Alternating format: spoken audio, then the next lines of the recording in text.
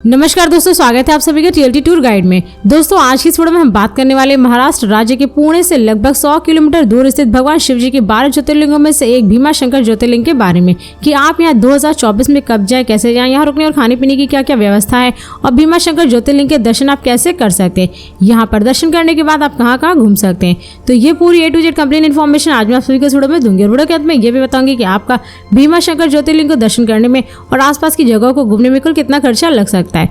तो इसलिए वीडियो को बिना स्किप किए पूरा अंत तक जरूर देखिएगा ताकि आपको भीमा शंकर ज्योतिर्लिंग से रिलेटेड पूरी कंप्लीट इन्फॉर्मेशन मिल सके। तो चलते वीडियो को स्टार्ट करते हैं और बात करते हैं भीमा शंकर ज्योतिर्लिंग की। भीमा शंकर मंदिर भारत में पाए जाने वाले भगवान शिव जी के 12 ज्योतिर्लिंगों में से एक महाराष्ट्र में पुणे से करीब 100 किलोमीटर की दूरी पर स्थित सह्याद्री नामक पर्वत पर विराजमान है, जो समुद्र तल से लगभग 3250 फीट की ऊंचाई पर स्थित। इस मंदिर का शिवलिंग काफी मोटा है, जिससे कि इस मंदिर को मोटेश्वर महादेव के नाम से भी जाना जाता है और इस ज्योतिर्लिंग को छठा ज्योतिर्लिंग माना गया। और यहाँ की सबसे रोचक बात यह है कि यहाँ इन पहाड़ियों के आसपास जंगलों में जो वनस्पतियां पाई जाती है वो भारतवर्ष में अन्य कहीं पे भी नहीं मिलती। और इस मंदिर के पास में एक नदी बहती है जिसका नाम भीमा नदी है, जो आगे चल करके कृष्णा नदी में मिल जाती है। और ऐसा कहा जाता है कि भगवान शिव जी ने यहीं पर कुंभकर्ण के बेटे भीमा का वध किया था, तभी से यहाँ पर ये मंदिर स्थापित है। और इस मंदिर की ऐसी मान्यता है कि जो भी भक्त प्रतिदिन सुबह सूर्य निकलने के बाद यहाँ दर्शन करता है तो उसके 7 जन्मों के पाप दूर हो जाते हैं और इसके लिए स्वर्ग के द्वार खुल जाते हैं।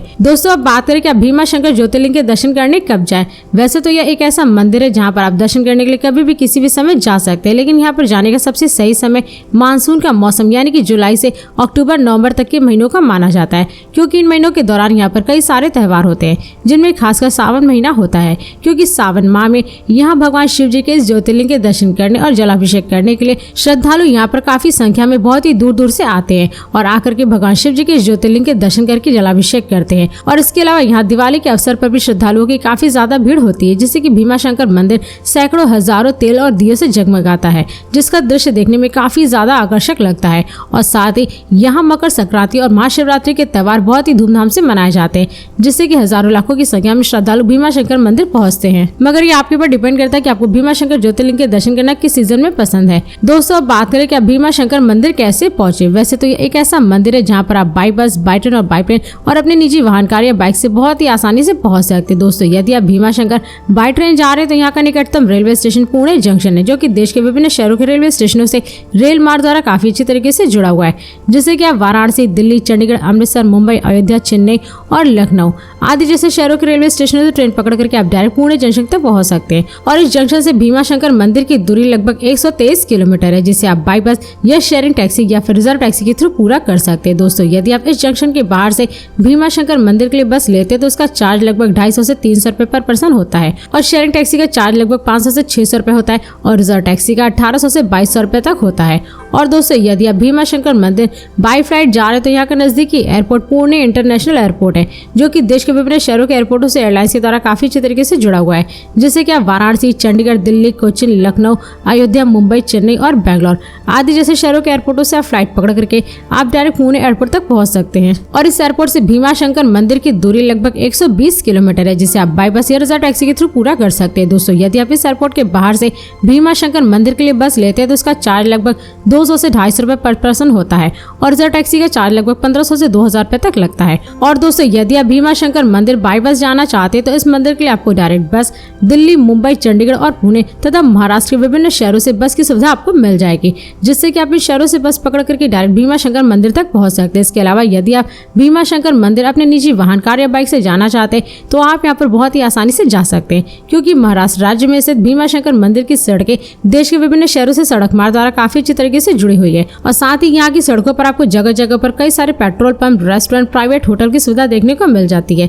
जिससे कि आप अपने निजी वाहन द्वारा रास्ते में जगह जगह पर खाते पीते मौज मस्ती करते हुए हसीन वादियों को देखते हुए भीमा शंकर मंदिर तक पहुंच जाएंगे। दोस्तों अब बात करें कि आप भीमा शंकर मंदिर पहुंचने के बाद अपना स्टे कहाँ बनाए। वैसे तो भीमा शंकर मंदिर एक ऐसा मंदिर है जहाँ अगल बगल आपको स्टे करने के लिए हाई बजट से लेकर के लो बजट तक के कई सारे प्राइवेट होटल, धर्मशाला और रिसोर्ट देखने को मिल जाएंगे, जिन्हें आप अपनी सुविधा के अनुसार या फिर बजट के अनुसार बुक करके स्टे कर सकते हैं। लेकिन यदि आप भीमा शंकर ज्योतिर्लिंग के दर्शन करने और आसपास की जगह को घूमने के लिए अपनी फैमिली और दोस्तों के साथ जा रहे हैं और एक अच्छी लोकेशन पर अपने रूम की बुकिंग करना चाहते हैं तो आप यहाँ मंदिर के आसपास या फिर पुणे वाले शहर में अपने रूम की बुकिंग कर सकते हैं, क्योंकि यहाँ पर आपको रूम लगभग 1500 से 3000 रुपए तक में पर नाइट के हिसाब से मिल जाते हैं, जिन्हें आप अपनी सुविधा के अनुसार बुक करके स्टे कर सकते हैं। और हाँ दोस्तों, यदि आप इन रूमों की बुकिंग सावन माह में या फिर महाशिवरात्रि के दौरान करते हैं तो इसका चार्ज 2 गुना बढ़ जाता है। दोस्तों, अब बात करें कि भीमा शंकर में खाने पीने की क्या क्या सुविधा है। वैसे तो आप यहाँ पे जहाँ भी स्टे किए वहीं पर आपको खाने पीने के लिए सारी सुविधा मिल जाएगी, शुद्ध शाकाहारी भोजन मिल जाएगा।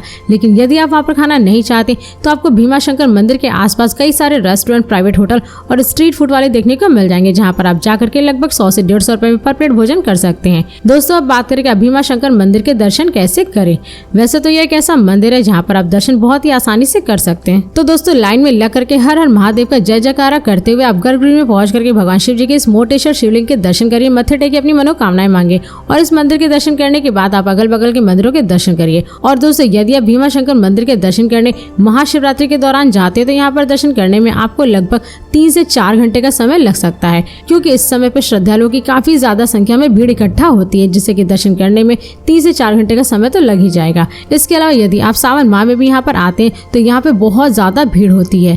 भगवान शिव जी के 12 ज्योतिर्लिंगों में से एक भीमा शंकर ज्योतिर्लिंग के दर्शन करने और जलाभिषेक करने के लिए बहुत ज्यादा श्रद्धालु यहाँ पर आते हैं। दोस्तों, अब बात करें कि आप भगवान शिव जी के इस ज्योतिर्लिंग यानी कि भीमा शंकर मंदिर के दर्शन करने के बाद आप कहाँ कहाँ घूम सकते हैं। वैसे तो आप यहाँ पर सबसे पहले हनुमान लेक को घूम सकते हैं। भीमा शंकर मंदिर के करीब स्थित यह लेक अपने धार्मिक महत्व, प्राकृतिक सौंदर्य और ट्रैकिंग विकल्पों के कारण बहुत ही ज्यादा लोकप्रिय है, जहाँ पर टूरिस्ट काफी ज्यादा संख्या में घूमने के लिए आते हैं। और इस लेक का नाम भगवान हनुमान जी के नाम पर रखा गया है, जो कि भगवान राम के प्रति अपनी भक्ति के लिए जाने जाते हैं। इसी के साथ ही साथ आप यहाँ गुप्त भीमा शंकर मंदिर के भी दर्शन कर सकते हैं। गुप्त भीमा शंकर खूबसूरत माथेरान क्षेत्र में स्थित काफी शांत और शांतिपूर्ण वातावरण प्रदान करता है, क्योंकि ये अपने प्राकृतिक वैभव, समृद्ध वनस्पतियों और प्राकृतिक गुफाओं की उपस्थिति के लिए प्रसिद्ध है। और साथ ही यह स्थान हाइकर्स, प्रकृति प्रेमियों और रोमांच चाहने वालों के लिए बहुत ही ज्यादा आकर्षक जगह है। और गुप्त भीमा शंकर की यात्रा करना काफी ज्यादा रोमांचकारी होता है, क्योंकि यह आपको घने जंगलों, पहाड़ी इलाकों और कभी कभी खड़ी पगडंडियों से होकर के ले जाती है। इसी के साथ ही साथ आप यहाँ Bhima Shankar wild life sanctuary को भी देख सकते हैं। यूनेस्को की विश्व धरोहर स्थल में शामिल यह अभ्यारण्य दुनिया के 12 जैव विविधता वाले हॉट स्पॉट में से एक पश्चिमी घाट में स्थित है। और इस अभ्यारण्य में कई तरह के देशी पौधे और जानवर भी देखने को मिलते हैं, जिसमें सांबर, भौंकने वाला हिरण, जंगली सुअर, आम लंगूर, तेंदुआ, धारीदार लकड़बग्घा और भारतीय पैंगोलिन आदि जैसे अनेकों जानवर इस अभ्यारण्य में देखने को मिल जाते हैं। इसी के साथ ही साथ आप यहाँ अहुपे वाटरफॉल भी देख सकते हैं। महाराष्ट्र में सह्याद्री पर्वत श्रृंखला में स्थित अहुपे झरना एक मनमोहक प्राकृतिक झरना है, जो कि अपने शांत वातावरण और मनमोहक दृश्य के लिए प्रसिद्ध है। और यह झरना अहुपे नदी के प्रवाह से उत्पन्न होता है, जो कि काफी ऊंचाई से नीचे की ओर बहता है, जिसका दृश्य देखने में काफी ज्यादा आकर्षक लगता है। और इसी के साथ ही साथ आप यहाँ शिवनेरी फोर्ट को भी देख सकते हैं। महाराष्ट्र के पुणे जिले में नानेघाट पहाड़ी पर स्थित यह फोर्ट त्रिकोणीय आकृति पर बना हुआ लगभग 3500 फीट की ऊंचाई पर बसा है। और इस किले के अंदर युवा छत्रपति शिवाजी और उनकी माता जीजाबाई की मूर्ति बनी हुई देखने को मिलती है, जो कि इस बात को प्रमाणित करती है कि यह शिवाजी का जन्म स्थान है। दोस्तों, ऐसे और भी कई सारी जगह भीमा शंकर में जहाँ पर आप सभी घूम सकते हैं। Aga Khan palace, Lavasa, Bhushi dam, Khandala, Rajmachi fort, the express garden और पार्वती हिल आदि जैसी कई सारी जगह है भीमा शंकर में, जहाँ पर आप सभी घूम सकते हैं। दोस्तों, अब बात करें कि आपको भीमा शंकर मंदिर के दर्शन करने और आसपास की जगहों को घूमने में कुल कितना खर्चा लग सकता है। वैसे तो भीमा शंकर एक ऐसी जगह है जहाँ पर आपको घूमने के लिए बहुत सारे प्लेसेस मिल जाएंगे, जिसको घूमने के लिए आपको कम से कम 3 डे 2 नाइट का ट्रिप प्लान तो जरूर करना चाहिए, क्योंकि इन 3 दिनों में आप भीमा शंकर के काफी सारे प्लेसेस को काफी अच्छी तरीके से घूम लेंगे। तो दोस्तों, यदि आप भीमा शंकर की टूरिस्ट प्लेसेस को घूमने के लिए 3 डे 2 नाइट का ट्रिप प्लान करते हैं तो इसमें आपका कुल खर्चा लगभग 10,000 रुपए पर पर्सन लग सकता है। मगर ये सारे खर्चे आपके ऊपर डिपेंड करते हैं, क्योंकि आप भीमा शंकर मंदिर के दर्शन करने किस राज्य और शहर से जा रहे हैं, यहाँ पर आप कहाँ कहाँ घूमेंगे, क्या क्या खरीदेंगे और इसको घूमने के लिए आप कितने दिन का ट्रिप प्लान करते हैं। तो ये सारे खर्चे आपके ऊपर ही डिपेंड करता है। तो दोस्तों, इस वीडियो को यहीं पर समाप्त करते हैं। और यदि ये वीडियो आप सभी को पसंद आए तो इस वीडियो को लाइक करें और चैनल को सब्सक्राइब जरूर करें। इसके साथ ही बेल आइकन जरूर दबाएं, ताकि ऐसे मेरी नई नई वीडियोस आपके पास सबसे पहले पहुंचे। तो फिर मिलते हैं नेक्स्ट वीडियो में। धन्यवाद।